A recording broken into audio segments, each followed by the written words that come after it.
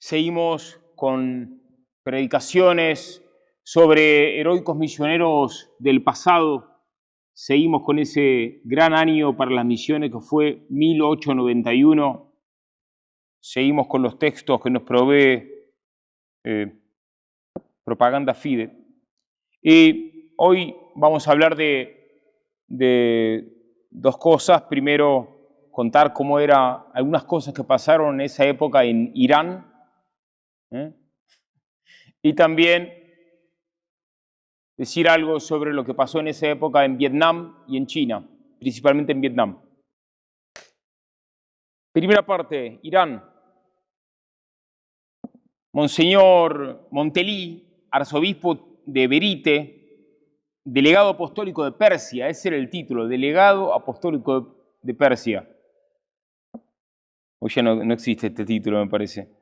Y escribe de Urmia, que pertenece al actual Irán. Y escribe una carta muy interesante. Voy a leer algunos fragmentos.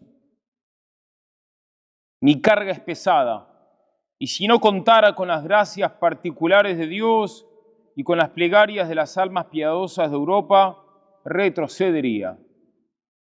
Fíjese entonces lo importante que es que hayan almas piadosas que recen por los misioneros. En segundo lugar, habla del auténtico apostolado del buen ejemplo. Dice, la misión latina es estimada en Persia. Los musulmanes, lo mismo que los católicos orientales, gustan de frecuentar a nuestros colegas y no dejan de hablar de las virtudes sacerdotales de nuestros antiguos misioneros. Imagínense qué grande habrá sido el nivel de la virtud de esos antiguos misioneros que los musulmanes no cesaban de hablar de ello. Evidentemente estos antiguos misioneros tan virtuosos estaban preparando la futura conversión de Persia, esto es, de Irán a la Santa Fe Católica, que algún día esperamos que llegue. Y también habla de los cismáticos y herejes que en esa época habían en Irán. Menciona a aquellos cristianos indígenas, caldeos y armenios, que simpatizan mucho con nosotros, aunque la mayor parte de estos pueblos pertenezca aún al cisma o a la herejía. Y en ese momento la Iglesia Católica, en ese lugar, en Persia, estaba trabajando especialmente en una cosa. ¿Qué es lo que hacían? Estaban trabajando por la conversión de los nestorianos del Kurdistán y de la Persia. Muy interesante, ¿eh? Kurdistán es actual norte de Irán. Hoy en día se quiere independizar. Ahí está nuestro amigo Ali. Hay que rezar por Ali. Y dice esto, Monseñor Monteli. Desde hace algunos meses a esta parte se trata de la vuelta a la verdadera iglesia de la mayor parte de los nestorianos, herejes nestorianos, del Kurdistán y de la Persia. Hasta se dice que el patriarca nestoriano, a la cabeza de sus representados, debe hacer su sumisión al soberano pontífice. Ignoro si ese movimiento religioso de esta antigua y noble nación dará por resultado el regreso completo de estos pobres extraviados. Fíjense la expresión que usa Monseñor Monteli para los herejes nestorianos, estos pobres extraviados. Lo cierto es que si la política no se mete en eso, las conversiones serán tan numerosas como sinceras. El corazón del gran León XIII, Papa de la época, saltará de gozo y los pontífices que le representan a diferentes títulos en Mesopotamia y en Persia recibirán la justa recompensa de su celo. Permitidme que os cite aquí el nombre del beatísimo Monseñor Elías Abou Yonan, patriarca de Babilonia, un antiguo título. creo que no existe más un patriarca de Babilonia, lamentablemente. Patriarca de Babilonia para los caldeos católicos. Y acá Monseñor Montelí se pone a elogiar al patriarca de Babilonia y le da muchos, bueno, lo elogia, ¿no? ¿Y por qué lo elogia? Bueno, entre otras cosas por esto, porque respondía a los argumentos de los pobres herejes, así lo llama, pobres herejes, respondía a sus argumentos con paciencia, con gran paciencia. Hay que tener mucha paciencia, imagínense, para responder a las absurdas objeciones de los nestorianos en Babilonia. Y dice que varias veces lo pudo encontrar a su beatitud el patriarca de Babilonia, y dice que admiró, Monseñor Montelí, admiró sobre todo una cosa del patriarca de Babel, una cosa especialmente, su caridad por las almas extraviadas que en la herejía nestoriana. Y termina esta carta, Monseñor Montelí, con un pedido, y dice que los cristianos de Occidente rueguen por la conversión de los nestorianos y que no se olviden tampoco de los armenios cismáticos tan extendidos por mi delegación, esto es por Persia. He aquí dos pueblos que tengo que evangelizar con el concurso de mis compañeros, de los padres mechitaristas, que no sé quiénes son, de los sacerdotes indígenas.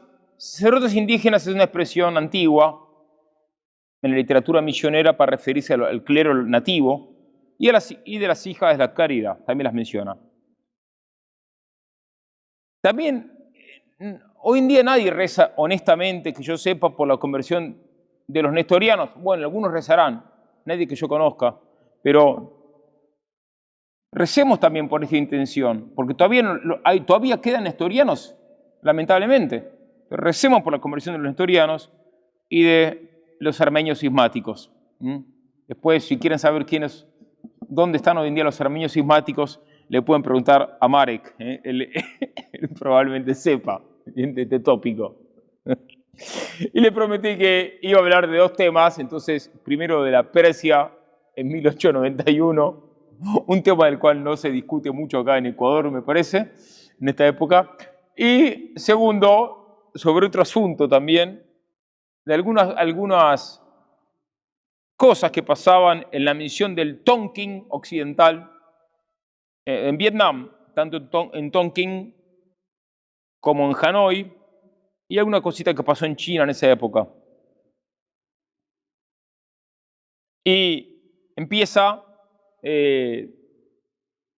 empezamos contando algo de Monseñor Puchinier, vicario apostólico. Muchos franceses, como verán, es que Francia, como se la llama, es la fille aînée de l'Église, la hija primogénita de la Iglesia. Si bien, como sabemos, la primera nación en convertirse fue Armenia, no Francia. Monseñor Puchinier escribe, vicario apostólico del Tonkin occidental, o de todo el Tonkin, escribe una carta a los directores del seminario del MEP, de las misiones extranjeras de París, y entre otras cosas dice lo siguiente. Cuenta que había un partido anticatólico en el Tonkin, y dice así: el partido hostil a la influencia francesa, al ver el movimiento de conversión de los infieles acentuarse y extenderse rápidamente, el Espíritu Santo estaba suscitando por medio de estos heroicos misioneros conversiones masivas, una conversión masiva de paganos. Y ahí el diablo suscitó la persecución contra los nuevos cristianos. Fue una persecución terrible. Especialmente buscaban que los católicos firmen hojas de apostasía, así se las llamaban, hojas de apostasía. Ese era el objetivo, que los conversos firmen hojas de apostasía. ¿Y qué medios ponían? ¿Qué medios ponía el partido, más que anticatólico, antifrancés, pero entonces por consecuencia era anticatólico? ¿Y qué medios ponían? Todos los medios se utilizaron. Mentiras, calumnias, amenazas, injusticias de toda suerte, encarcelamientos, expoliaciones y asesinatos incluso. ¿Por cuánto duró esta persecución contra los recién conversos? Duró medio año, 6 meses. Fue aguda. Falsearon por la violencia las firmas de más de 4.000 nuevos católicos y forzaron a volver al paganismo a unos 30 pueblos nuevamente convertidos. Fíjense, los misioneros convirtieron 30 pueblos y esta secta los hizo apostatar. La apostasía de 30 pueblos, imagínense el dolor para los misioneros. 7 neófitos son los neoconvertidos. 7 neófitos fueron asesinados o murieron de miseria en las cárceles. Qué privilegio, morir de miseria en la cárcel por seguir a Cristo. Más de 20 fueron gravemente heridos. Otros en gran número fueron cruelmente maltratados, sin respetar ni a mujeres ni a niños. Unas 10 iglesias o catecumenados fueron derribados a la luz del día. Otros fueron cerrados con la prohibición formal de entrar en ellos y reunirse. Y los enemigos de Dios hacían guardia en la puerta de las iglesias y tenían orden de apalear a los católicos que tratasen de entrar para rezar. Es una linda expresión, para hacer sus rezos. En varios puntos se llegó hasta prohibir recitar las oraciones en las casas. Pero después de 6 meses la persecución terminó y algunos de los perseguidores fueron condenados, otros se arrepintieron y se convirtieron al catolicismo. Algunos conversos habían por debilidad, apostataron, pero después se arrepintieron y los misioneros repararon el mal causado como pudieron. Y pasa algo muy interesante, porque uno podría preguntarse, bueno, pero ¿por qué Dios permitió esa persecución tan cruel? Bueno, primero que está, Jesús, que es Dios, ya profetizó que los católicos, en la medida en que sean fieles, van a ser perseguidos. Pero acá cuenta el cronista una ventaja de esa persecución que les conté. ¿Y cuál? ¿Cuál fue? Que gracias a esa persecución, pueblos lejanos, entregados a las supersticiones del budismo, así dice el cronista, entregados a las supersticiones del budismo, pueblos que eran desfavorables, eran reacios a todo influjo extranjero, gracias a la persecución, se enteraron y conocieron a la religión católica. Y ahí los paganos, muchos paganos de esos pueblos más remotos, budistas, se dieron cuenta que entre los católicos se puede obtener justicia y protección. Y por eso se quedaron atraídos por el catolicismo y se hicieron católicos.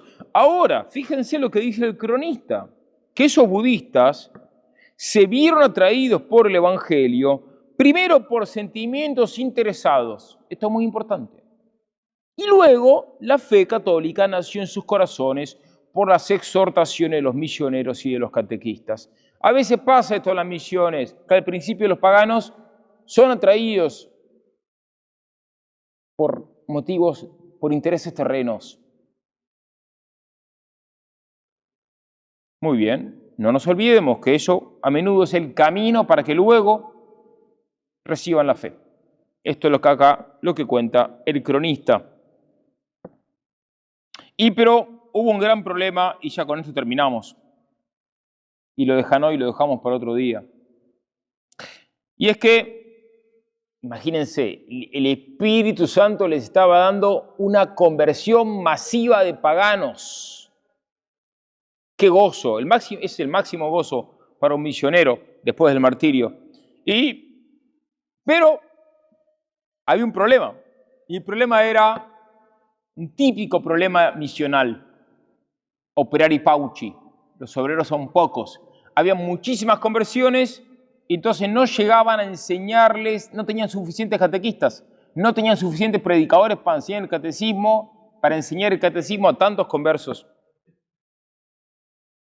Dice, nuestro pesar aumenta a medida que crece el número de poblaciones cuya instrucción tenemos que retrasar por falta de personal, de maestros. Y cuenta cifras que son impresionantes. Entre los nuevos cristianos bautizados en los 12 últimos años, unos 45.000 necesitan todavía vigilancia y cuidados. Están diseminados por unos 300 pueblos, no a mucho enteramente paganos, y ocupan a 220 catequistas encargados de completar su instrucción bajo la dirección de los misioneros y de los sacerdotes indígenas. Unos 8.000 catecúmenos diseminados por 75 pueblos nuevamente convertidos se preparan actualmente al bautismo bajo la dirección de 80 catequistas. En todo lo que va del año, en ese año, bautizaron a 5.071 infieles. Y dice, otros 60 pueblos esperan catequistas para su instrucción. Y con esto terminamos. Y una conclusión es, ¿cuántos hombres son llamados a hacer grandes hazañas misioneras, pero prefieren dedicarse y son llamados por Dios a hacer grandes hazañas misioneras, pero prefieren dedicarse su vida a hacer pequeñeces, a hacer cosas ordinarias? Vamos a pedirle al Espíritu Santo que suscite una multitud de misioneros que vayan a convertir a los paganos. Lo pedimos en esta fiesta tan especial, la fiesta de la Epifanía del Señor.